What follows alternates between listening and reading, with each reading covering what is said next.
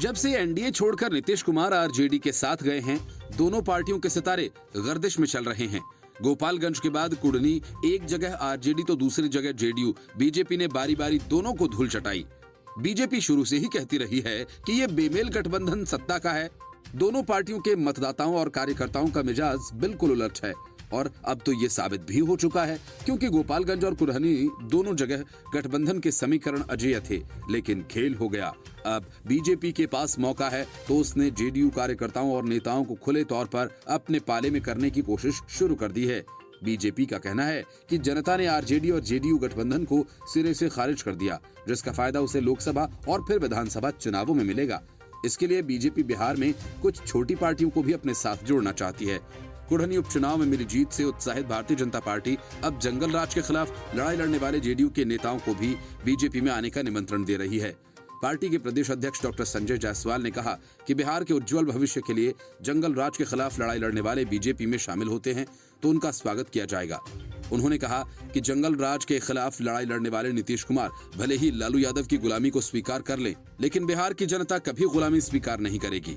BJP के प्रदेश अध्यक्ष doctor Sanjay Jaiswal ने कहा कि जब बिहार में एनडीए का शासनकाल था तब 2,34,000 नौकरियां तय हो गई थीं। उनमें से 1,15,000 शिक्षकों की नियुक्ति के लिए मुख्यमंत्री नीतीश कुमार भी तैयार हो गए थे। डॉक्टर संजय जायसवाल ने बताया कि मार्च 2022 में इनकी नियुक्ति करना भी तय हो गया था।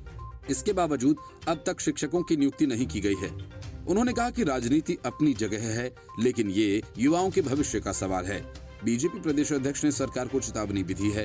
उन्होंने कहा कि शिक्षकों की नौकरियों की जल्द घोषणा की जाए, नहीं तो 13 दिसंबर से शुरू हो रहे विधानमंडल के शीतकालीन सत्र में बीजेपी सरकार के सभी कदमों का विरोध करेगी। उन्होंने कहा कि अगर अभी घोषणा नहीं करेंगे तब भी बीजेपी इसकी घोषणा करने के लिए सरकार को मजबूर कर ही देगी। बीजेपी प्रदेश अध्यक्ष डॉक्टर संजय जायसवाल ने कहा कि बिहार के युवा सभी राजनीतिक दलों की ओर देख रहे हैं। बीजेपी प्रदेश अध्यक्ष ने कहा कि बिहार का विकास सभी राजनीतिक दलों का लक्ष्य होना चाहिए। उन्होंने कहा कि अगर कुढ़नी उपचुनाव में जदयू द्वारा बूथ लूट की घटनाएं नहीं होती तो भाजपा की जीत 10 से 12,000 अधिक मतों से होती।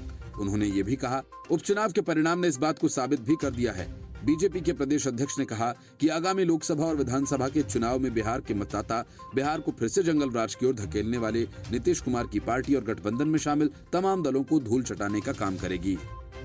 Bureau report, news of India.